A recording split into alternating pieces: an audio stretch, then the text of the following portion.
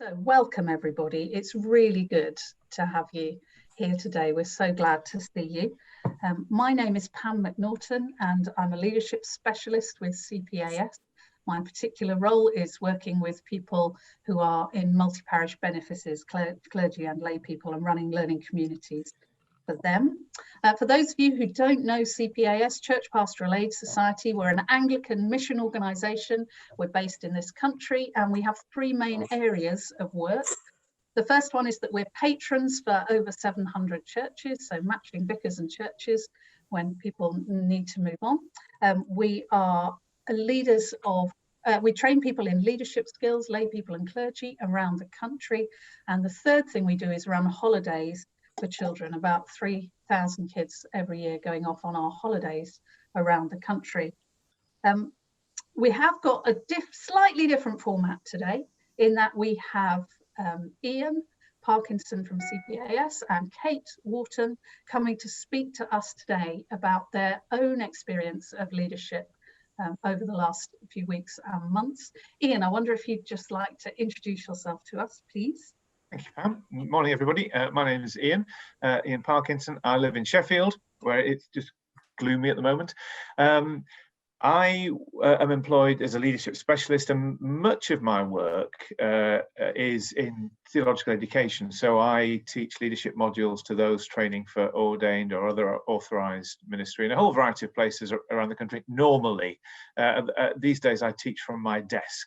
And prior to that, prior to joining CPS 5 years ago, I spent 30 odd years in parish ministry in the north of England.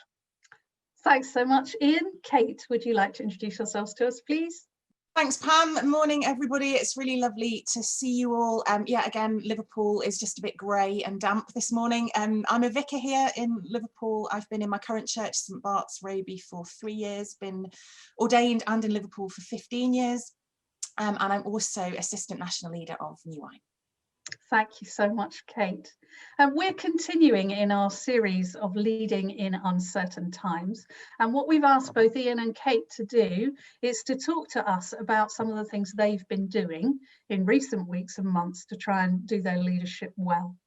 After they have each spoken to us, we'll go into breakout rooms to talk about, well, actually whatever you like, but there are some questions supplied if you want to talk about those.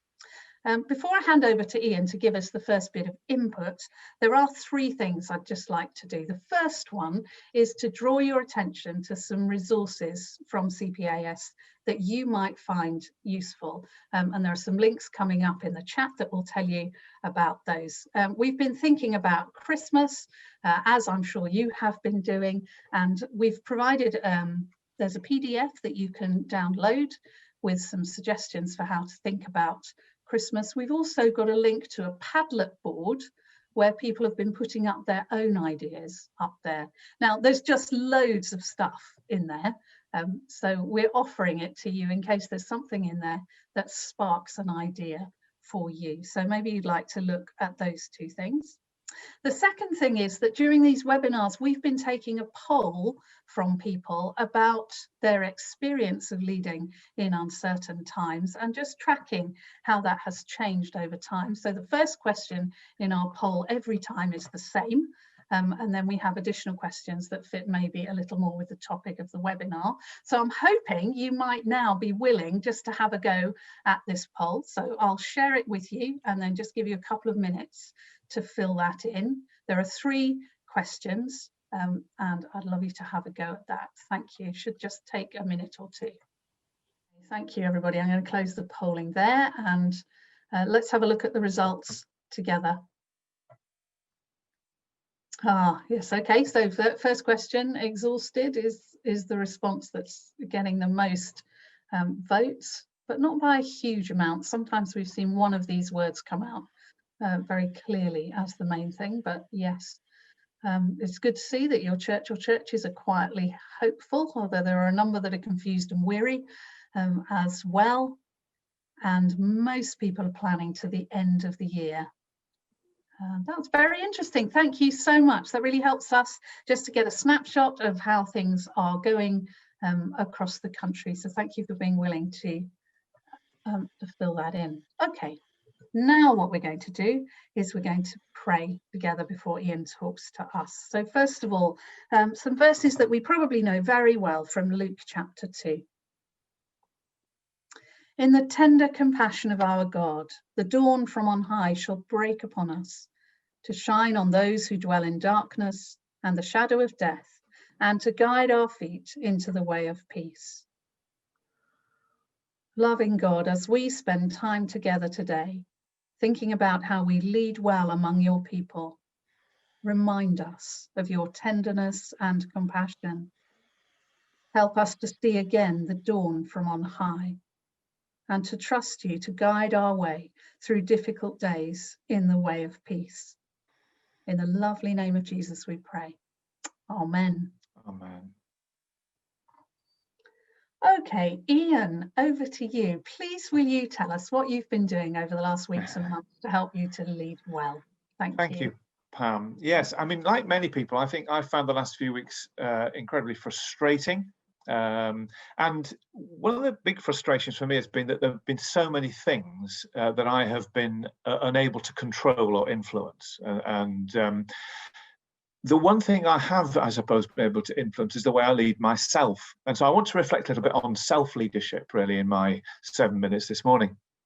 Partly because, as I say, it is one sphere that is still within my capacity to shape and influence, but also because it struck me how critical self-leadership is, in that if I don't lead myself well, I've got no hope of leading others well.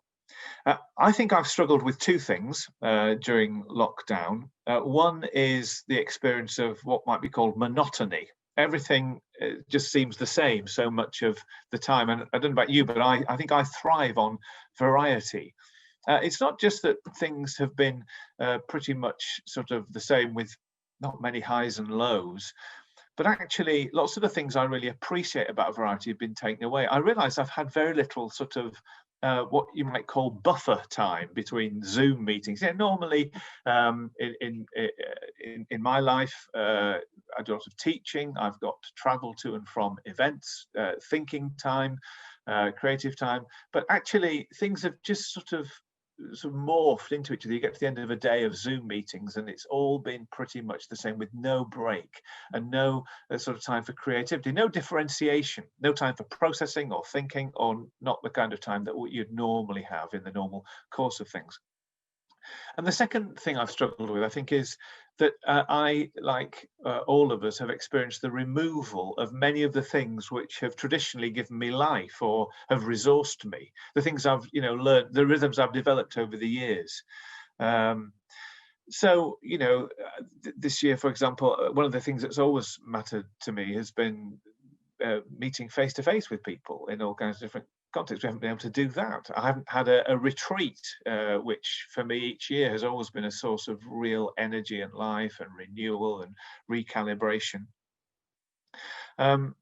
I have realized, therefore, how easy it has been to become less productive because of the monotony and the lack of resourcing.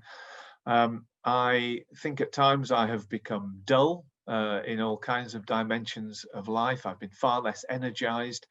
I've been surviving or managing rather than leading and moving forwards. And so I've tried, therefore, when I got over the initial shock of early lockdown, I think I began to try to deploy a number of strategies in different spheres of life to enable myself to lead well, and hopefully, therefore, to lead others well. So I've thought of how I've just some simple strategies in 5 areas of life. And the first area was most obviously my own spiritual life, my walk with God. As I say, that many of the things that I have traditionally relied on have not been open to me. There was no New Wine Summer Conference this summer. Well, it was a virtual one, but the things that I have always loved and have been energized by were not there. So what have I done?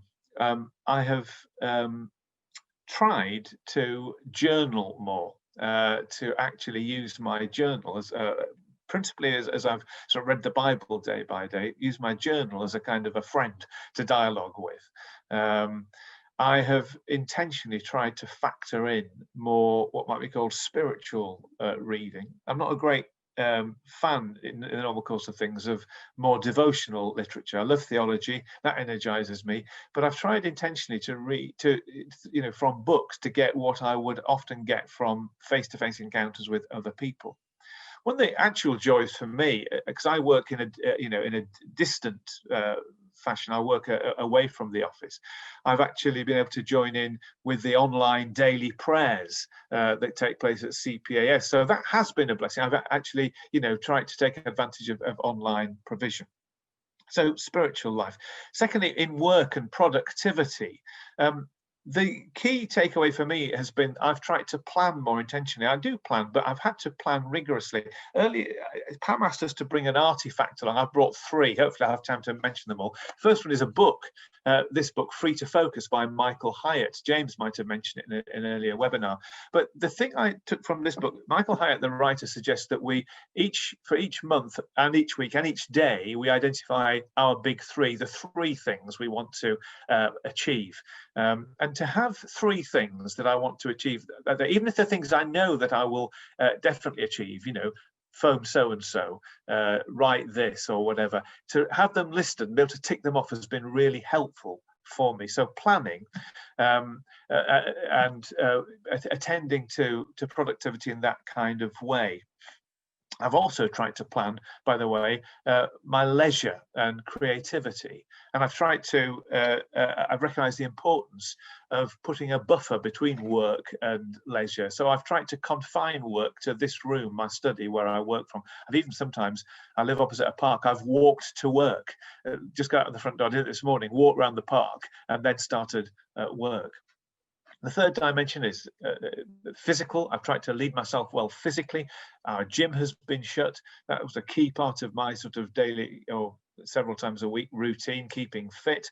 So I've had to find different ways of doing that, eating healthily, having a daily walk. Fourthly, and this has been really important for me actually, trying to lead myself well in terms of my emotional life, working out what is it that gives me joy, which brings me to my second artifact, and it's a paintbrush. So years ago, I used to paint watercolors and pastels, and it's one of those things that over the years has just sort of gone by the board. Probably busyness has crept in and so on. And finding myself in May with a holiday at home, not able to go away because of lockdown, I took on the spiritual discipline of making myself paint, because I knew that back in the day this gave me real joy and it was something I could do. So even though my first attempts were woeful and hopeless, I just pressed on through the pain barrier. And now I was doing a bit of painting last night. I've found that just having something which gives me joy and almost taking the discipline of doing something that I know when I get around to it, it is an effort sometimes, isn't it, to make ourselves do it, but find something that gives us joy. And then the final thing I want to say is the final dimension is what I've called the missional dimension of life.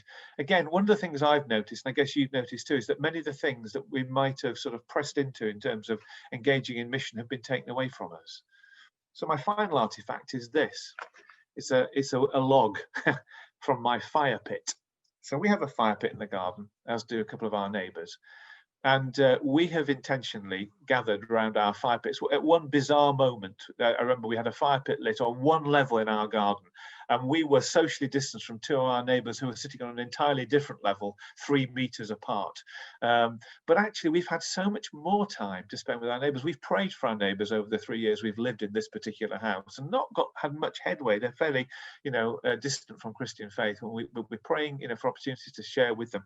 Over the last 6 months, we've had so many opportunities for meaningful and deeper conversations around the fire pit. So actually, we have tried to prioritize time with those neighbors, because we know that it's a priority. It's something we can engage with. This is our little parish, but also it's energizing. So those are my 3 artifacts: the book, a paintbrush, and a log, and the areas I've tried to lead myself well over the last several months. Thank you so much, Ian. We noticed that you bought the paintbrush rather than one of the paintings, but maybe we'll be asked for that another time. Thank you. Thank you so much for those things. We're going to turn to Kate now and see what she has to say. Thank you, Kate. Thanks, Pam. Well, if I'm honest, when I sat down to think about this question last week, it caused me a bit of a wobble.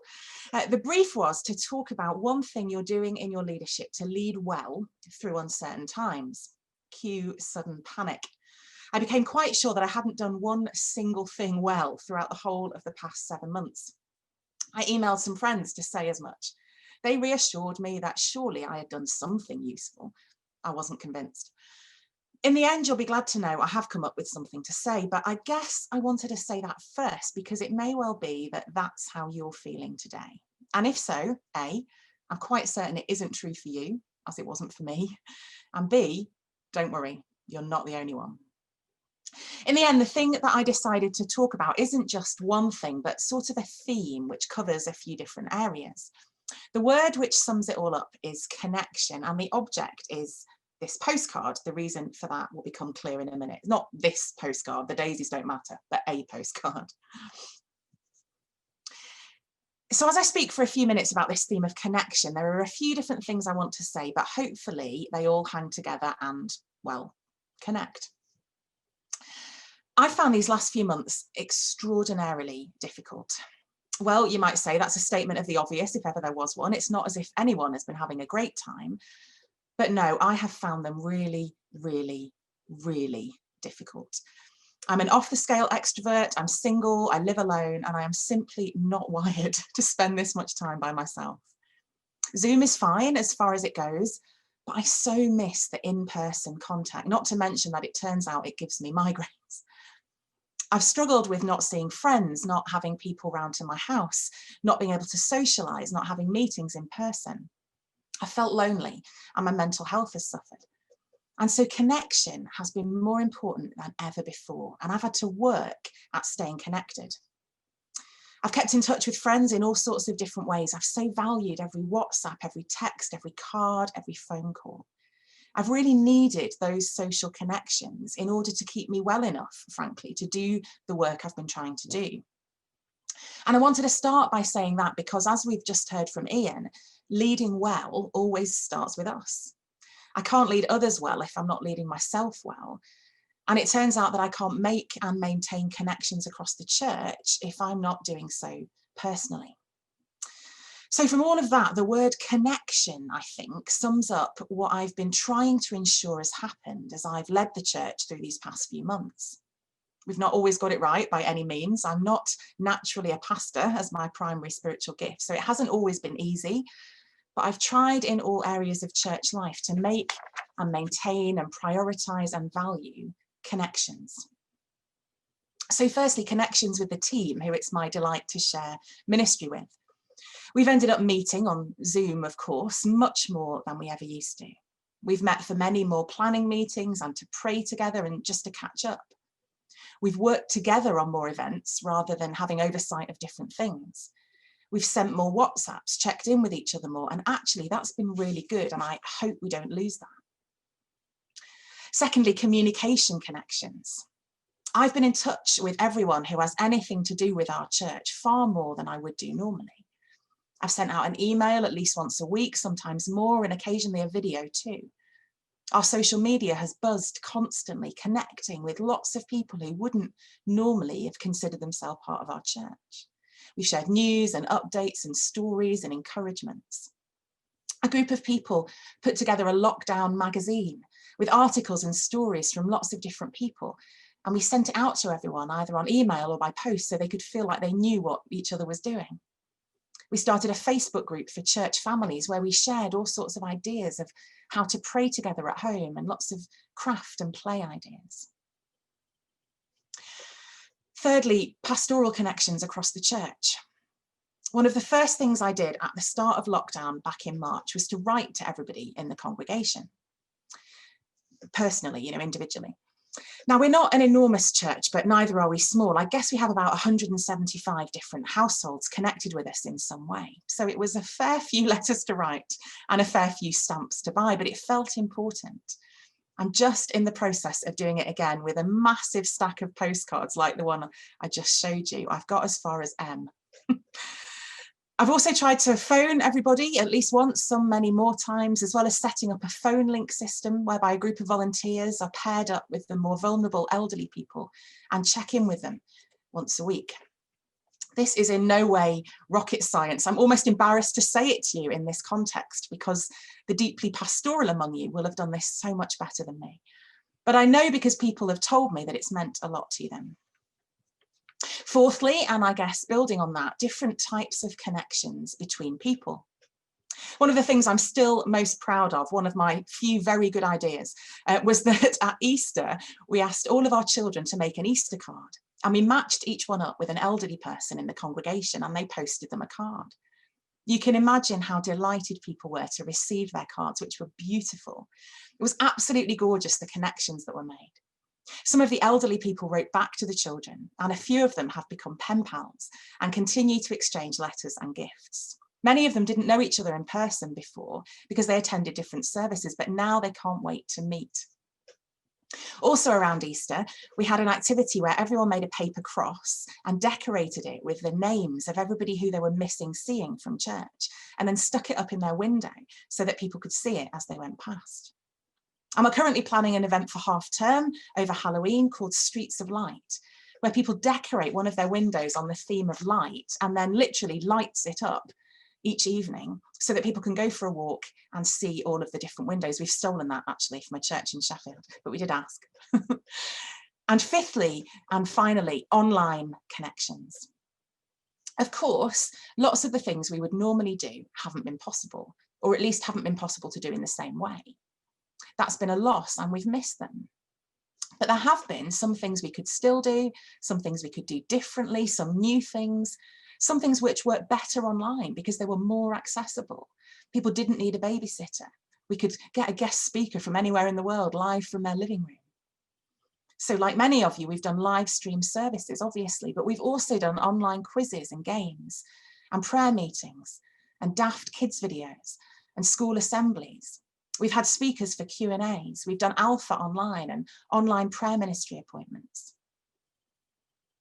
So there are just 5 different ways in which we've tried to put connection at the heart of what we do. We've tried to enable and encourage people to be connected in this strange and disconnected time for our world. Definitely not rocket science, but the things that felt right to us at a time when connection has never felt more necessary.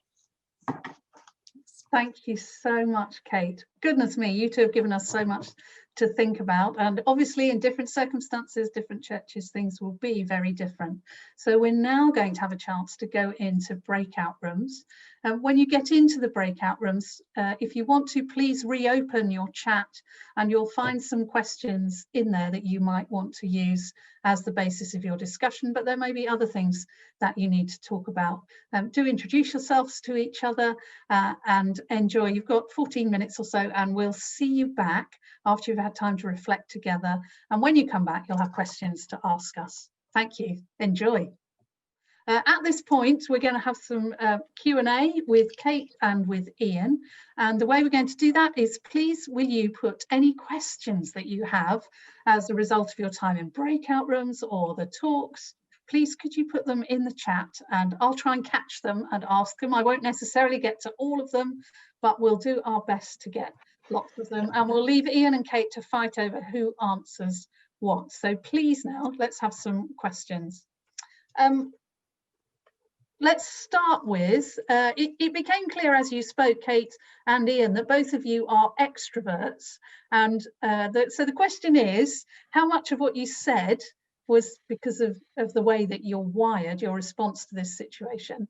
And for those of us who aren't mad extroverts, what advice have you got to give? Well, Kate's more extrovert than me, so she probably ought to start. I'm more extrovert than everybody, Ian. Yes, I mean, I think probably inevitably it is true. I mean, there's so much of personality and of character and of preference that makes this up. And while I do have some very good friends who are introverts, it is hard to think yourself into somebody else's mindset, isn't it? So I'm sure that, I think, so one of my closest friends is a extreme introvert, and he also struggles with the current situation, but for different reasons than I do. So we joke that for me, Zoom is not people-y enough, and for him it's too people-y. And he, you know, he misses the gaps in between things, whereas I miss the interaction. So, but definitely a lot about how we've responded to this will be about our life circumstances, our personalities, our characters. Yeah. I think what I would say is that there's no doubt that we have preferences, and they will shape what strategies are appropriate, but there are certain things which are important. I think it's really important, if we're leaders, that we're well organized. For example, I'm not instinctively a well organized person. I've had to learn how to be disciplined in terms of use of time. I can waste time for England and engage in displacement activity till the cows come home. So I do know that I have to learn strategies which are in some ways counterintuitive and not necessarily conducive to my personality preferences if I'm going to be an effective leader. So I do think that whilst I recognize that some things come more naturally to some of us than they might do to others because of our preferences, some things I think we just have to learn. Thank you so much. There are a number of questions around honesty and vulnerability in leadership. So one person expressed it, how do we, but also in our congregations, how do we balance between lamentation and hope, honesty and despondency? How much should we let people know when things are a struggle? So that's sort of two parts, really, managing our congregations through hope and despondency, but also how vulnerable should we be? One of the roles I think we play as leaders is almost to articulate on behalf of others what we are corporately feeling and what it's appropriate to feel. One of the things that leaders are called to do is, one of the activities we engage in is what might be called sense making. We help people make sense of any situation, what time it is, as it were. And that requires, what people don't want is, or what people are suspicious of, it seems to me, is dishonesty, pretense. Oh, things are all fine, either for me personally or for us as a church. So there has to be a real engagement. I mean, the whole, in a sense, we lead the congregation in lament. Many of us will have experienced this in other contexts. So, for example, let's say we've had the sudden and unexpected death of a key church member. We are those who, in that context, are called to step in and enable the congregation to grieve well. I know that was, to remember, that was one of Kate's recent experiences. Not trying to steal your thunder there. So there is that sense in which we help people make sense. What people don't want, though, is to feel that we ourselves are somehow out of control in our emotions. That there has to be a level of trust. We need to be able to, I suppose, well, not trust, but reliability. We need to be seen as those who are able to empathize, to feel what others are feeling, but also to lead people forward. It might not be that we have all the answers, but at least we help people see what an appropriate response is to this. And if we ourselves appear to be, falling apart, then actually that has a negative impact, clearly. Thank you, Ian. I wonder if we can talk about engaging with people in this online world that we're in. A couple of questions. How do we re-engage with those who have disengaged? And how do we engage well with families? Kate, what's been your experience in that? Yeah, I think there's huge numbers of challenges, aren't there? There are people that we've definitely found it easier to engage with than others. We found it quite challenging to engage with our young people. Haven't necessarily wanted to do things on Zoom, or things have been trickier there. Interestingly, your group, we found it relatively easy to engage with, not necessarily to put on things for, but to engage with, has been our younger families. And what I've noticed particularly is that it's perhaps those who are slightly more on the fringe who have been more keen to make contact than perhaps the more core people. That's just been an interesting observation. I think it's really hard, isn't it? Because there's so many different categories of people. We're trying to think about, well, how do we engage with those people who aren't online? How do we do that? How do we engage with those people who are busy Zooming all day in their work and then therefore don't want to Zoom at the end of it? You know, and I think there's had to be a huge amount of sort of creativity around that. Partly, I guess the answer is to ask people. So we started this Facebook group and we said, you know, what would be useful? What would be the best way that we could engage with you and with children? As a result of that, we're about to start a new thing that we haven't done yet. We haven't got any kids groups. Well, our church has just stopped meeting in person again for hopefully a brief period. But even when we were meeting, we weren't doing kids groups. We were trying to do videos and activities and things. But we've just about to start a new thing, which is that every week on a Wednesday afternoon, we're going to send out a 5-minute kids video that we hope people will be able to watch and engage with together at home. That's come because we've asked people and we've thought about what would help and what would engage. So, and also, for goodness sake, share good practice and ideas with each other. That's why the Padlet boards and the Facebook groups and things are really helpful, because other people have got good ideas and we should definitely borrow them. Thank you so much. There are a couple of questions here about managing expectations. So one is around, is the community still expecting to have huge Christmas gatherings, and how can we manage those expectations well? But alongside that is, how can we disappoint people well, because we cannot do everything?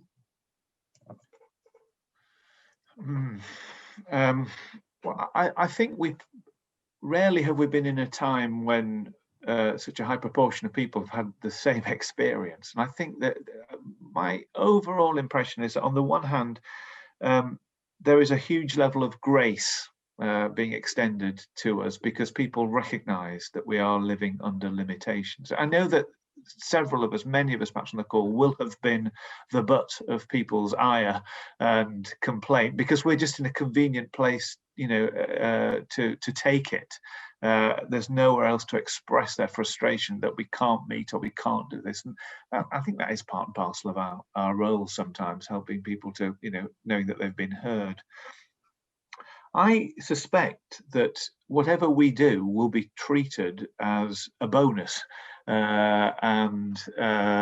know, so many organizations, I mean, community groups are not meeting. So much is closed down that if we do something, even if it's, you know, less than what we would normally do, that will be treated as something quite innovative and good and a blessing to the community. So I think, you know, I'd encourage us to see what little things we can do, knowing that they'll be well received.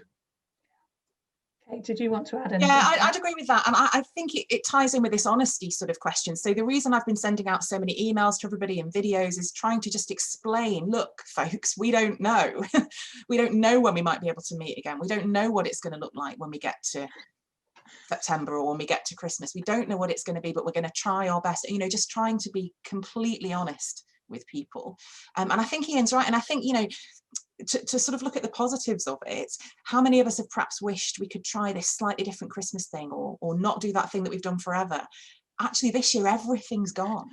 So actually what we put back in, okay, it might not be ideally what we'd want, but perhaps we can try a different thing. Perhaps we can have a go. And yeah, and I think you're right, Ian. I mean, I know that last Friday was very, very difficult day for me, because we had to make the decision that we weren't going to have in-person services for a time after we had gone back, and communicating that to people, you know, I felt that very deeply, because I knew there were some people who were really finding that a huge lifeline.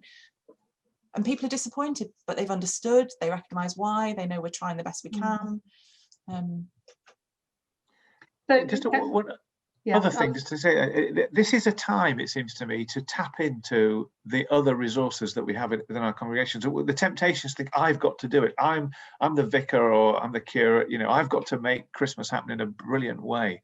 I'm not actually currently leading a church, and I, you know, salute my incumbent, who is great at delegate or devolving responsibility to, and so, you know, and encouraging creativity. So our small group, the small group which I'm a member, are taking the lead in a Christmas or an Advent initiative in the streets of our parish, doing a sort of Christmas trail. We'll organise it. We'll get, you know, again, it's some creatives in our group who are behind it. And it may well be that, you know, I think I want to set people free from the tyranny of feeling it's all up to me. Even the sort of the caring for members of the church, that, you know, it may be that we can't connect adequately with everybody, but we might have small group leaders who can connect with small numbers of people, and so on.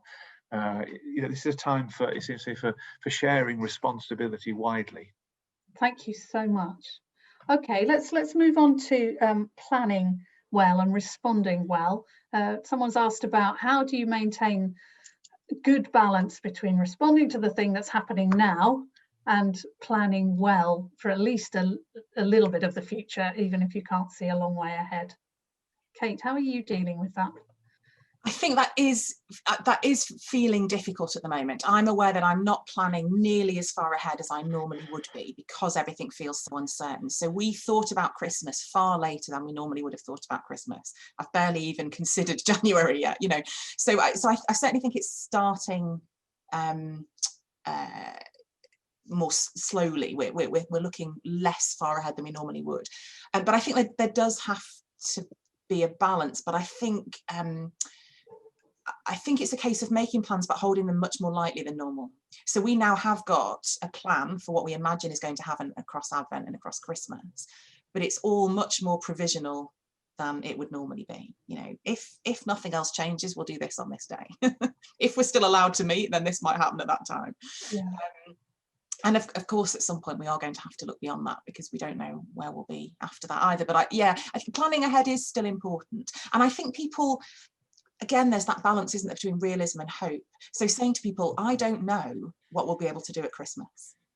You know, I really hope that we'll be able to do some things in person and some things on Zoom. Something will happen, but I don't know what. But also the hope that says, but wouldn't it be amazing if by Easter, you know, things look different again? Not unrealistic, not setting people up for something we can't be sure about, but balancing realism and hope. Thank you. And then a question about how on earth do you balance, one church started off doing Zoom stuff and now they're doing Zoom and live stream stuff, and they seem to be sort of splitting into Zoomers and streamers. How do you keep people connected with each other when they're doing things in different ways, belonging to different groups, that whole church feeling about things? How do you do that? I think I suppose it depends to what extent. So for us, we already have 3 different services in normal life, and actually, as a bit like I said with the children and the people they sent the cards to, they didn't necessarily know each other because they went to different services. So I'm not necessarily that concerned if there are different things happening, because that is how it is anyway. I mean, of course, I want everybody to feel like they're part of a unified whole as well. And in some ways, I think that's happened more because I think we've seen more crossover as well. So through the early stages of lockdown, when we didn't meet in person, we just did one pre-recorded service. So everybody watched that, whatever service they normally went to. So if anything, there's probably been more sense of people doing the same thing. We actually now, in the period when we went back to having 2 morning services, of which we live streamed 1.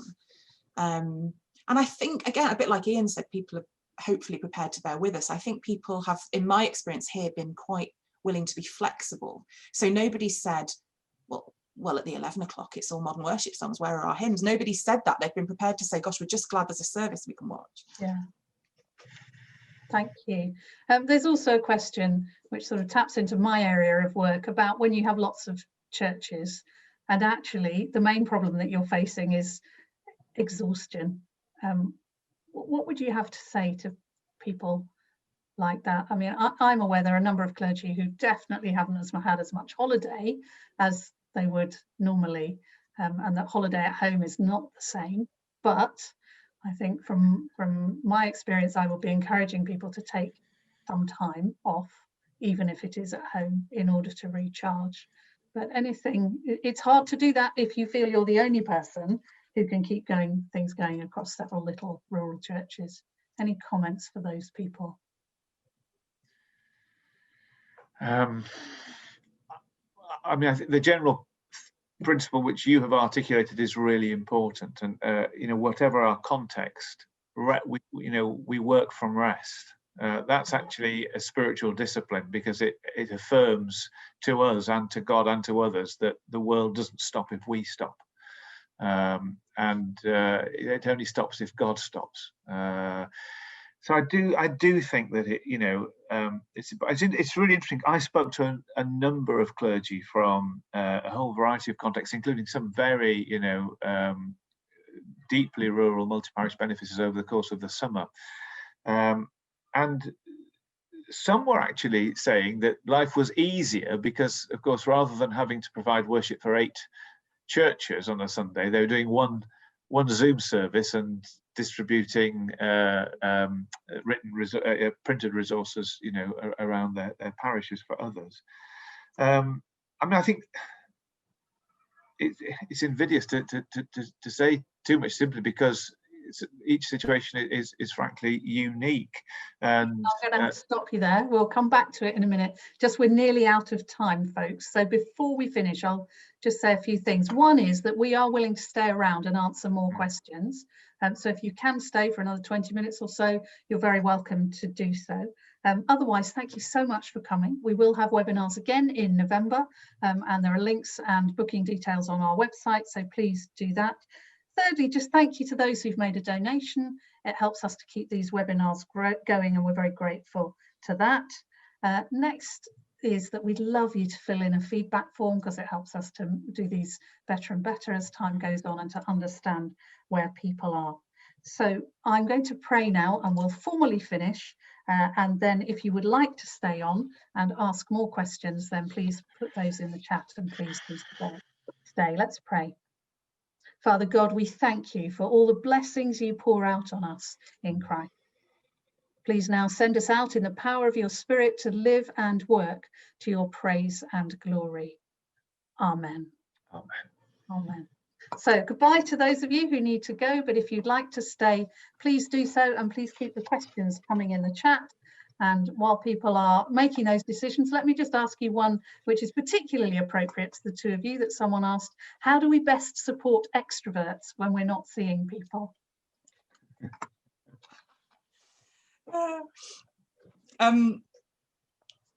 That's a great question. But just get in touch.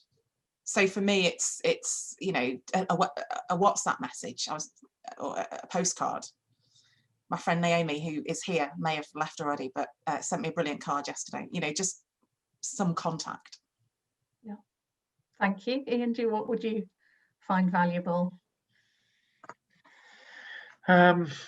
We have done socially distanced walks with our neighbours when we've been able to. We have planned in sort of Zoom calls with friends. We've drunk a bottle of wine with friends over Zoom, that kind of stuff. Just I know it's not the same, but it's making the most of what you can do. Thank you. Okay, then the next thing is, how do you keep your lay leaders motivated when everything is so completely different? What are you doing to motivate people? I think, as I alluded earlier, share responsibility with them.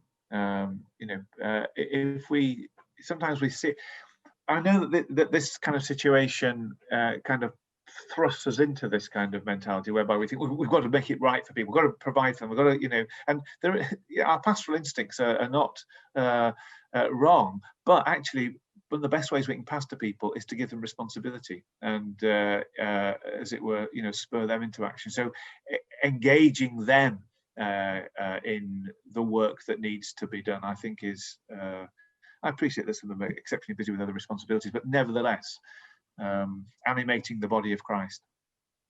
Thank you. Kate, did you want to add anything to that? Well, just that I think it's, again, a bit like I said, with everything's off the table for Christmas, it gives you a chance to be creative in a different way. I think the same is true of people's responsibilities and service. A lot of the ways in which people have served has stopped. So for some people, they won't come back. You know, a lot of our kids leaders have gone, right, well, that's me done. But equally, it might be just what they've needed. By the time we get back to kids groups, they're probably about a year off. So maybe they'll feel more energized to come back, or maybe people who've never done it before will feel like they now can. So it's been a great opportunity to just say to somebody, oh, I just wondered, would you do this? And they never normally would have done. We found that particularly actually when we were pre-recording services. And interestingly, since live streaming, we've stopped this, but we're going to go back to it, to pre-recording some elements, because we found that people who would never normally have been brave enough, if you like, to stand up and lead the prayers in church would do it at home and record it on their phone, and then send us the link and we can put it in. So people just finding new gifts, stepping out in different ways. Thank you, thank you, thank you. Someone's asked, how can we make our Zoom small groups more attractive to people? And again, please add stuff in the chat if you've got great ideas for that. How can we make Zoom groups, small groups, attractive to people? Anybody? We struggle. So we, one thing I think is that it's okay to sort of change things up quite a lot. You know, we don't have to do something that's then just, this becomes now how we do things. That happens really a lot in churches, doesn't it? You do something 3 times and it's a tradition. Actually, it's okay to stop things, start things, try things, change things. So initially we did a pre-recorded Facebook Live watch party service, and afterwards we had Zoom tea and coffee. And it worked really well for that initial lockdown period. People weren't seeing many people, they weren't doing very much. We didn't really do anything apart from just have a chat and then get in breakout groups and pray. But we found that as it got to the summer, it was dropping off a little bit. We stopped it over the summer. We haven't restarted it. We felt like we didn't want that to work in the same way now. So I think it's fine to just try something a little bit, try something different. We've tried different types of gatherings. Instead of the same group of people meeting once a week, we've done a few one-off things on a Wednesday evening, so that anybody could join them. There wasn't a commitment. You could just turn up to the one if you wanted or not. As I said, I guess it's all about trying to offer as many types of connection, and people just find the thing that works for them. Thank you, thank you, thank you. And then another question about stamina. I suspect there were many of us who thought that maybe by this point in the year things would be looking a bit easier, and in some ways they're more complicated. I wonder how we can encourage each other to have stamina for the months ahead.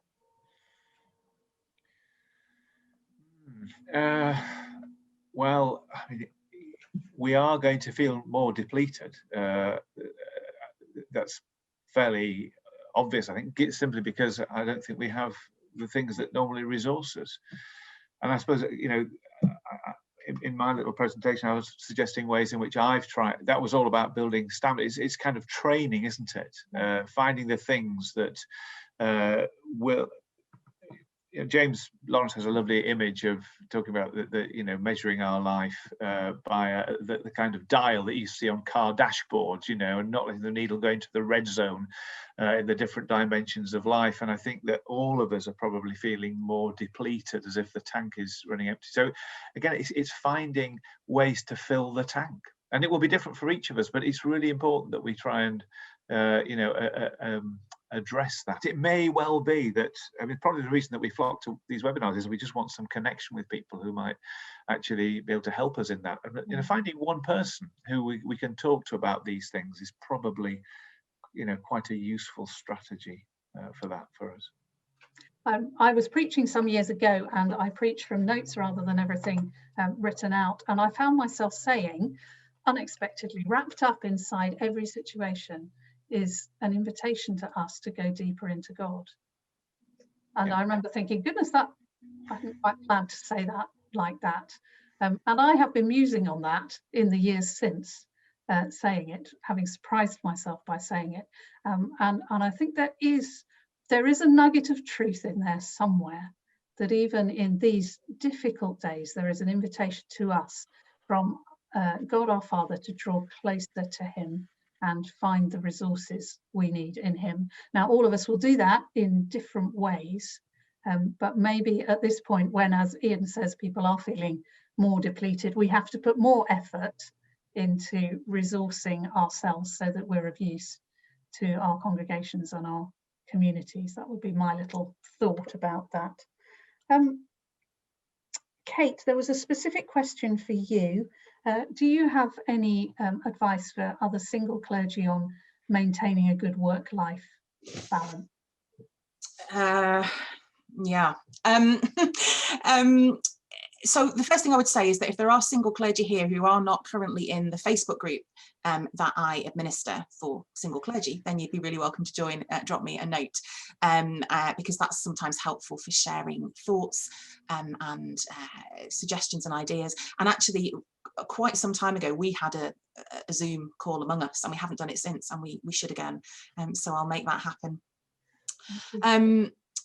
Again, I guess it perhaps depends on extrovert, introvert, character, personality, whether you live alone or not, all of those kind of factors. We know it's hard anyway in this job because of how it works to close the door, isn't it? It's hard to kind of leave the desk, leave the study. It's perhaps harder if there's no one else in the house to tell you to do that, to remind you to do that. Eat now, sleep now. But perhaps it's about connections with other people who will say that. If there's nobody in your house telling you to stop work now and go to bed, maybe you need to give someone permission to tell you that over text or something. And I think, for me, I guess the two things that I would say are really important are an element of self-awareness and an element of honesty. So it's my job to know myself really well. What do I need? What helps me? What are my danger points? What am I trying to avoid by doing X or Y? You know, to know myself well, to do the internal work of knowing who I am and what my push points are.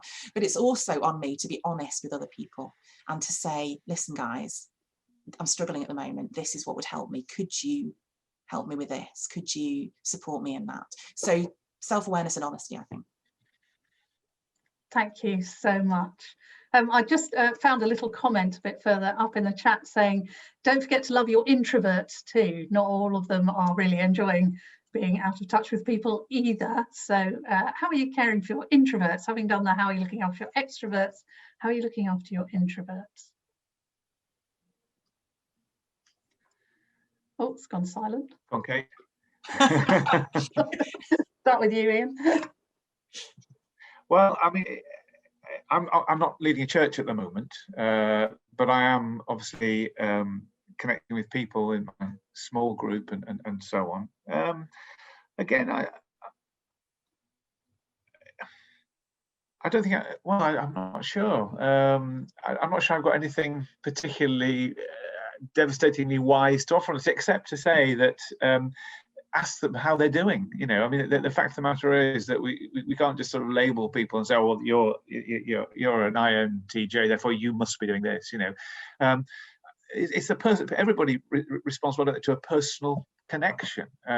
We are trying to, in the sort of immediate circle of people for whom we feel some kind of responsibility, whether because they're neighbours or in our small groups or they're vulnerable, we're trying to anticipate what are the particular things these people are going through. How can we be a blessing to them? You know, given what we know of them, what might they need at this time? I mean, that's all I can really offer, Pam. I think that's right. I think, you know, it's not that simple, is it? I mean, yes, the extrovert introvert distinction is helpful in some ways, and we can kind of, you know, use it as a sort of funny introduction to who we are, but it's just not that simple. There are shy extroverts and, you know, outgoing introverts.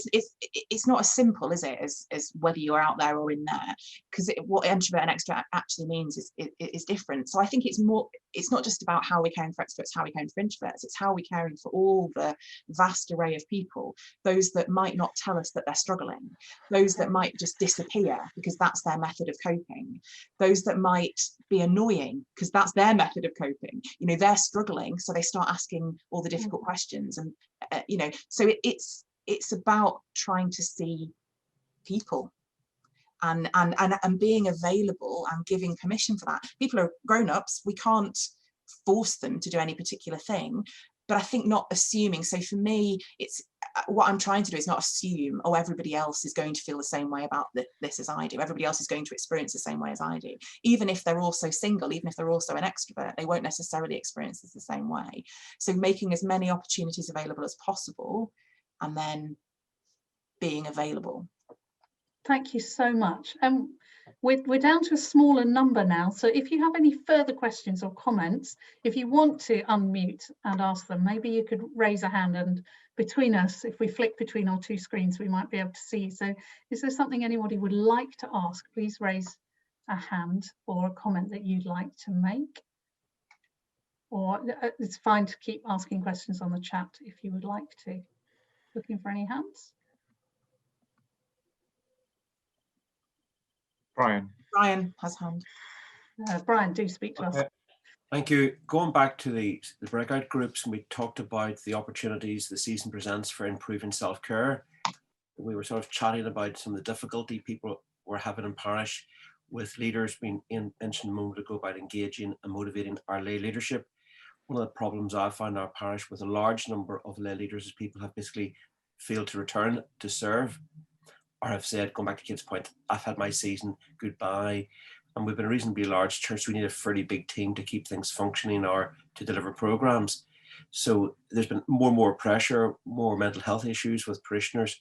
So far from being a season for opportunity for self-care, I personally have found it a challenge for self-care. And I just wanted to go back to that point, you know, how we intentionally and deliberately activate that we do self-care to lead well, given the external pressures on us, how we try to balance that to intentionally develop self-care. Thank you, Brian. I mean, again, it's very easy to speak, you know, theoretically, and I appreciate that the practice, the working out is much more difficult. But self-care only really matters, doesn't it, in critical situations? I mean, it's not difficult to care for ourselves when the pressure is off. And I suppose it becomes doubly important in times like this. And one of the things I know, you know, from having done so many decades in parish ministry myself, is that it is the one thing that we are under pressure from ourselves or from circumstances to neglect. But it is the one thing that trips us up more than anything else, lack of self-care. And therefore it is absolutely vital. You know, if I'm not resourcing myself, if I'm not keeping myself spiritually sharp, you know, I have very little to offer others. We all know that. And I'm not sure this is answering your question directly, Brian.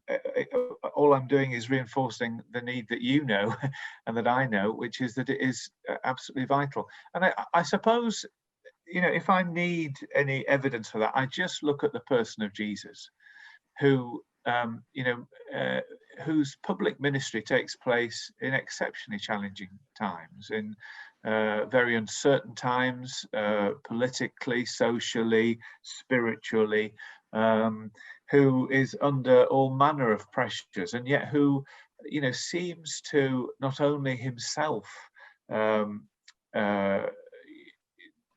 withdraw and factor into his life the things that we would now call spiritual disciplines, but encourages, you know, those around him to do the same.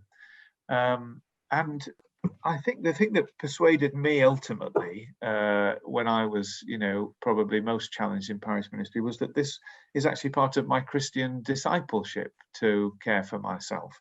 And if I won't do it for myself, or if just the sheer pressure and busyness won't make me do it, then I have to do it out of obedience to the Lord. I know that sounds horrendously pious and so on, but I do actually believe that, I think. Yeah. Thank you. Thank I you. think, sorry, I think what I would say, Brian, just coming, I think that's all really helpful what Ian said. I think coming on specifically to your kind of lay leaders and team, I think, so I guess, as I said right at the beginning of my input, I am aware of how extremely difficult and challenging I'm finding this. And so I suppose I have to assume that everybody else is also finding it extremely difficult and challenging. Maybe they're not, but I'm going to make that assumption. And, you know, I I guess in my normal life, I can tend towards being a bit impatient and wanting, you know, if I've asked you to do something, come on, do it. What's wrong with you? I try to rein that in, but if I'm honest, that would be my, you know, default kind of position. And yet I've found that has gone. I've found that I've been able to bear with others so much more. So if anybody has resigned from a job, stepped down, done it wrong, offered to do it and then not turned up, I have just said, that's fine, because it's all going on. You know, don't worry about it. I've been able to extend a lot more grace, I think, inwardly and not just outwardly. I would always try to extend it outwardly, but I've meant it inwardly as well than perhaps normal, because we're just all struggling. And I've made huge mistakes. I sent out 3 bits of information last week regarding to the APM and they were all wrong. I had to correct every email. I was just, you know, and I think just, it's fine. We're all just doing our best. And by God's grace, I have found that new people have stepped up if someone stepped down, but equally if they don't and the thing doesn't happen, well, it's a global pandemic. I think we've just all got to give ourselves and others a lot more grace at the moment. Thank you for that, Kate, and that takes us nicely onto another question about how as clergy we try to avoid the guilt and comparison trap by looking at what other people are doing. And that's always a thing. But maybe it's particularly a thing now. I think my, I was going to say my prayer, it was literally my prayer before this session, was that nothing that we shared would make people feel bad. You know, I absolutely didn't want by anything I said people to think, oh gosh, I haven't done that. She's done that, I haven't done that. Because that's the most awful thing. And we do that to each other so much. We don't necessarily mean to, but you know, a clergy chapter gathering in real life or a Facebook group or can make us feel like that. And you know, it's inevitable. It's a human nature thing, isn't it, to see something else and go, oh, you know, oh, I've not done that as well. And I think we've got a personal responsibility to ourselves to not get drawn into that, but we've also got a responsibility to our neighbour and colleague not to project that. How we share things is important. Are we sharing this thing as a gift, as a resource? I found this helpful. If you do too, please have it. Or are we sharing it to say, look what I did? And there's maybe a fine line between those things, but we can perhaps check ourselves to decide which way it is that we're doing it. Thank you. I think it's worse at the moment, isn't it? Because, you know, in the normal course of things, we might be exposed to what people in our chapter are doing, or what people in the diocese are doing, or what people in the network are doing. But suddenly, the whole world is open to us. You know, we're on a webinar with 250 other people and so on, and we can just be bombarded. Again, this is why it's so important, you know, in this season, as in every season, to say, what is the Lord requiring of me, of us? You know, clearly it's impossible to do everything that is even, you know, available to us. So what are the 2 or 3 things we should be doing that God is requiring of us? Thank you. Thank you. Folks, are there any more questions? Again, Kate's hand is up. Oh, Katie, thank you. Yeah, I ticked the little blue hand thing thinking it was that rather than waving. I think that's fine. It was me missing it, sorry. That's right. It's self-promotion, completely shameless advert for a group on Facebook called Clergy Shielders. Kate's mentioned that there's one for single clergy, and it's massively important that you find your tribe. You don't stay there, but you find your tribe, and that offers support that can use language which is shortcut language. So saying Clergy Shielders, if you are one, you'll know what that means. If you're not and go, what does that mean? It's probably not you. So anyone who was demarcated by the government or their GP as clinically extremely vulnerable to COVID, please note, not generally in life, but specifically to COVID, they're vulnerable. The CEV, individuals who may be clergy or in the clergy household, a Facebook group came together to offer support and to be a community for a time. And that time has extended and will be going on until next year probably, or next century. So if you qualify, and when we say clergy, it's a shorthand for clergy in your denominations. It's not exclusively Anglican, just overrun by Anglicans. So if you are in that category where you were CEV, you still consider yourself to be CEV and therefore having to wrestle with, do I shield voluntarily or do I just take a risk and get COVID? Then do shout. You can find me on Facebook. My surname is quite unusual, So if you find me and friend me and send me a message to say how we met on this webinar, and then I can add you to the Clergy Shielding group. It's a really useful place just to be and to wrestle with the uncertainty of having been CEV and still CEV with no rules anymore. How do you self-care in the uncertainty and the risk factor of if you get it, you'll die? So thank you. Thank you. Thank you. Thank you. So, if you've got ideas of other useful Facebook groups that are helpful to people, please add them into the chat for people to take note of at the moment, or to follow links. Folks, has anyone got any more comments or questions? Yep. Was that a hand up, Carol? Carol? No? Any more hands going up? Carol, if you're trying to, you're muted. She wasn't trying to ask a question. She wasn't trying to ask a question. Okay, all right, thank you. Okay, if there's no more questions now, I hope I've caught most of them. Oh, from Stephen, I had one up then, Stephen Partridge. Oh, go on then, Stephen, thank you. No, or were you also doing something on your screen? Okay. I was going to ask one. Naomi.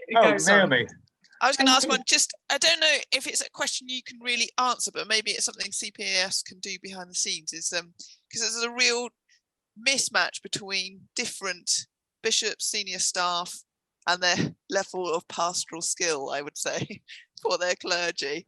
And so some bishops I hear have been doing amazing, and other bishops not so much. I mean, like, you know, I'm probably somewhere in the middle, but you know, I sort of want to. I don't know how one manages upwards in the Church of England without getting your card marked, but I don't know if an organisation like CPAS could do a little webinar for senior staff saying how to encourage and care for your clergy if you don't know what to do, kind of thing. So, just saying. Just saying. Okay, we'll take note. I'm sending my bishop an encouraging card, so I'm trying to do my part.